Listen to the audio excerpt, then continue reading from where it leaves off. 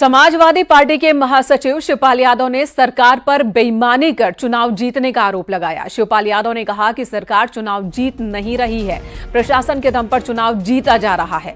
मेरी सरकार और प्रशासन से अपील है कि चुनाव निष्पक्ष कराएं। अगर निष्पक्ष नहीं कराएंगे तो समाजवादी पार्टी के कार्यकर्ता बेईमानी नहीं होने देंगे, उसके लिए कुछ भी करना पड़ जाए। चुनाव है और बेईमान सरकार है। ये बेईमान सरकार चुनाव तो जीत नहीं रही है, अधिकारियों के बल पर चुनाव जीतना चाहती है, तो वो जीत नहीं पाई। तो हमारी तो मांग है, आयोग से भी है निष्पक्ष चुनाव कराएं, पारदर्शी चुनाव कराएं। और जिले में जो जिलाधिकारी हैं उनसे भी हमारी अपील है, वो भी निष्पक्ष पारदर्शी चुनाव कराएं। और नहीं कराएंगे तो फिर समाजवादी पार्टी के कार्यकर्ता बेईमानी को नहीं होने देंगे, कुछ भी करना पड़े, बेईमानी नहीं होने देंगे। यूपी सरकार के अल्पसंख्यक कल्याण राज्य मंत्री दानिश अंसारी ने मुख्यमंत्री योगी आदित्यनाथ को पत्र लिखा है। पत्र में मदरसा आधुनिकीकरण योजना में आ रही दिक्कतों के बारे में जानकारी दी है।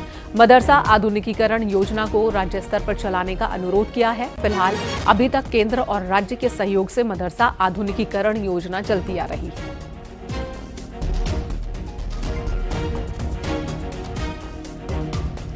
लोनी से बीजेपी विधायक नंदकिशोर गुर्जर ने दिल्ली के उपराज्यपाल को एक पत्र लिखा है और वक्फ की सभी जमीनों को हिंदू राजाओं, किसानों और आम जनमानस की भूमि बताया।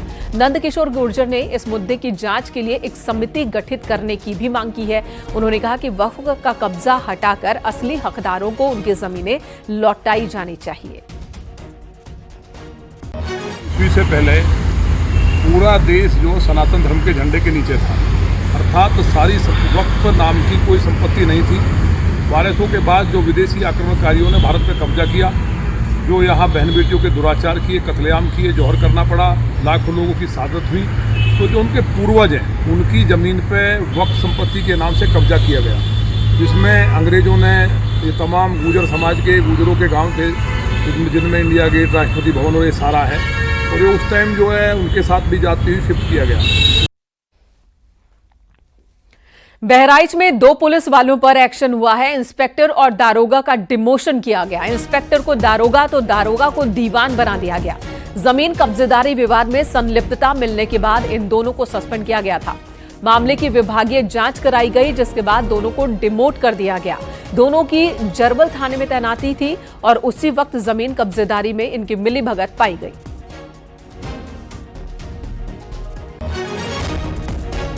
झांसी से खबर, जहां तेजाब के हमले में 6 लोगों के झुलसने की सूचना है। दरअसल कबाड़ के 2 व्यापारियों में विवाद हुआ, जिसके बाद मारपीट शुरू हो गई। इस दौरान दोनों पक्षों ने एक दूसरे पर तेजाब से हमला किया। आपको बता दें, दोनों पक्ष कई बार पुलिस से शिकायत भी कर चुके थे। मौट कोतवाली क्षेत्र का ये मामला है। दोनों लोग कबाड़ी का काम करते हैं, तो ये जानकारी में आया कि ट्रक में जो सामान लोड होता है उसको आगे पीछे करने को लेकर इसमें मारपीट हुई है।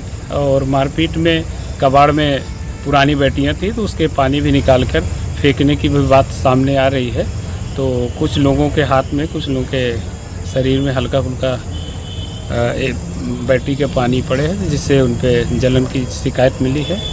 उनको CSC मोट में उनका इलाज कराया जा रहा है।